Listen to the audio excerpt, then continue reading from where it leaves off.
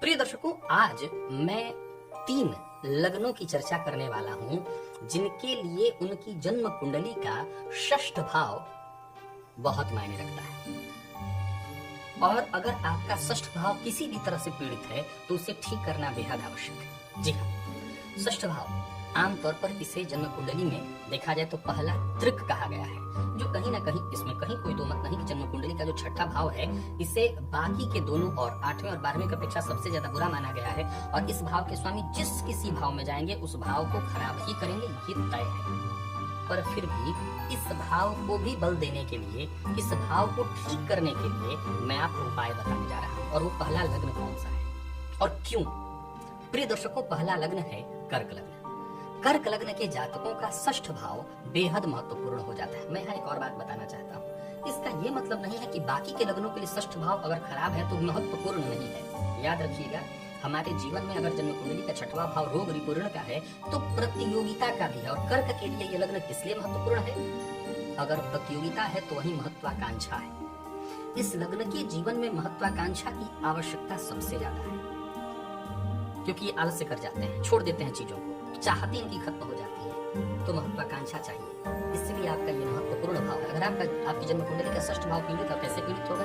जब ये भाव पाप कर्तरी योग में आ जाए, इस भाव के स्वामी पीड़ित हो जाए, तब आपके जीवन काल में, अच्छा ऐसा नहीं है कि केवल महत्वाकांक्षा कम होगी, रोग रिपु और ऋण तीनों ही मामलों में आप कहीं ना कहीं परेशान होने लगेंगे। क्या करें?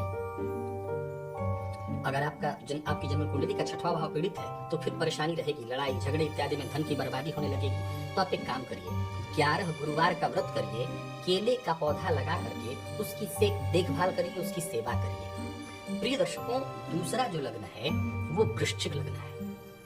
इस लग्न के जातकों के लिए भी इनका षष्ठ भाव बहुत आवश्यक है। वैसे तो इनके जीवन काल में शत्रुता की कोई कमी नहीं होती है, इनके शत्रु तो हर दिन बने रहते हैं। लेकिन अगर इनका ये भाव कमजोर पड़ जाएगा तो फिर कई बार इनके स्वभाव के कारण इनके शत्रु ही इन पर हावी हो जाएंगे, यानी इनके प्रतिद्वंदी सदैव इनको दबाने और हराने का प्रयत्न करेंगे। क्योंकि अगर देखा जाए तो वृश्चिक लग्न की कुंडली में सप्तम षष्ठ भाव का स्वामी मंगल ही बनता है। अगर कहीं वो कमजोर पड़ जाए तो मतलब व्यक्तित्व भी कमजोर पड़ेगा। फलतः इस लग्न के जातकों का यदि षष्ठ भाव पीड़ित हो रहा है, किसी भी तरह से मंगल कमजोर हो रहे हैं, तो तांबे का सर्प सांप बनवा करके शिव जी के मंदिर में जाकर के दान करिए। और अपंग व्यक्ति दिखाई पड़े तो उसकी सेवा करिए, आपको इससे बहुत फायदा मिलेगा। और तीसरा लग्न मीन है, यानी तीनों जल तत्वीय लग्न। मीन के जातकों के लिए भी उनका षष्ठ भाव बहुत मायने रखता है, बेहद महत्वपूर्ण है ये भाव। अगर ये भाव आपका कमजोर पड़ा तो आपके जीवन काल में भी एक विकास को सही दिशा नहीं मिल पाएगी, आप बहुत जल्दी भटकने लगेंगे। आपके जीवन काल में भी महत्वाकांक्षा, संघर्ष की बहुत आवश्यकता है। तो संघर्ष तो आपको मिल जाता है, लेकिन महत्वाकांक्षा जो कि चाहिए ही चाहिए। अगर ये भाव पीड़ित है पाप कर्तरी योग के कारण, इस भाव के स्वामी किसी तरह से पीड़ित है, आप बंदरों को चना और गुड़ खिलाइए जब भी मौका मिले। किसी दिन को तय मत करिए, जब भी मौका मिले आप ये प्रयोग करिए। और जब भी कोई शुभ अवसर आए, जब भी जैसे आपके घर में कोई शुभ अवसर है या आपका जन्मदिन है इत्यादि, तो अपने वजन के 10वें हिस्से के बराबर मसूर की दाल जल में जाकर के प्रवाहित करिए, बहते जल में, ताकि मछलियां उसको खाएं। इससे आपको बहुत फायदा मिलेगा। तो ये उपाय आप अवश्य करिए।